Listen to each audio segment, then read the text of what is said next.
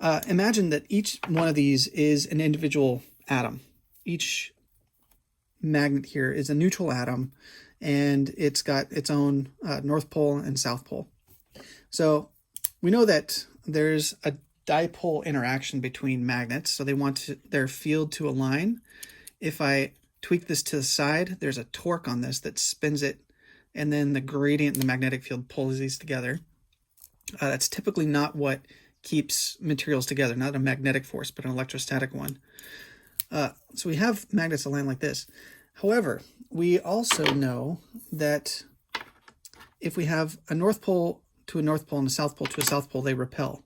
So not only do they repel like this, but they'll also repel from the side. And so if there's only particular materials where we can have adjacent atoms, why would adjacent atoms want to line up in the same direction? If they have to be close, then this one actually wants to flip. And that way, the field coming out of the top of the North Pole of one is now pointing down at the location of the other, going into the South Pole. They're aligned, they're happy. And in fact, I could keep doing this. I could keep lining these up. So what this is doing is it's going, the top side is the north, the bottom side of this magnet is the south. This top side is lined up adjacently with the south side of this one, and the bottom one of this, being a south pole, is lined up with the bottom one of this, which is the north pole. And so we have this nice kind of anti-aligned behavior. This is what's called anti-ferromagnetic alignment. And this occurs when there is some kind of magnetic interaction. In fact, we can do this in 2 dimensions as well. If I just turn this around, I'm going to add one more here.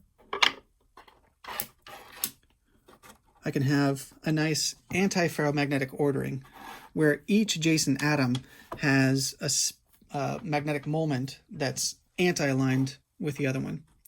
Only particular materials and particular atoms can you stick them together like this. If I force this here, so if I have some kind of external crystal force, some kind of ordering, that I can just kind of push this together like this.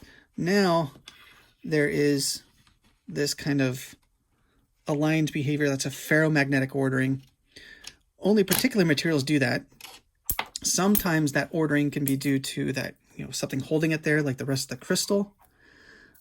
In the case of the material this is made out of, iron-based materials, cobalt, nickel, there is a natural tendency for those atoms to line up and agree with each other. And how can that be? So it's a quantum effect, it turns out. So whenever you're playing with a permanent magnet, you're playing with a quantum material. The quantumness comes in with the fact that the electrons in this atom are identical to the electrons in this atom. And it actually helps things. They can't be in the same place at the same time. They can't be in the same state. And for that reason, there's what's called an exchange interaction in these ferromagnetic materials, which extends over a small range. Beyond that range, so anything in here, they're going to want to line up, have their north poles pointing in the same direction. If you get beyond that exchange interaction, then you're into the regime where the field from this one, things behave like magnets again, and this is going to want to flip upside down to your anti-ferromagnetic ordering. There's other types of competing energies, so I mentioned 3 so far. The tendency of magnetic dipoles to want to align, anti-align. That's anti-ferromagnetic ordering. There's this quantum exchange interaction in which over a short length scale at least, they actually want to line up. It's a weird quantum thing. And then the third one is the material itself holding these together like this, like my fingers are. So if there's some kind of external interface or crystal internal forces that are just mechanically holding that there, you can kind of think of that as another one. Still, another one is the shape anisotropy.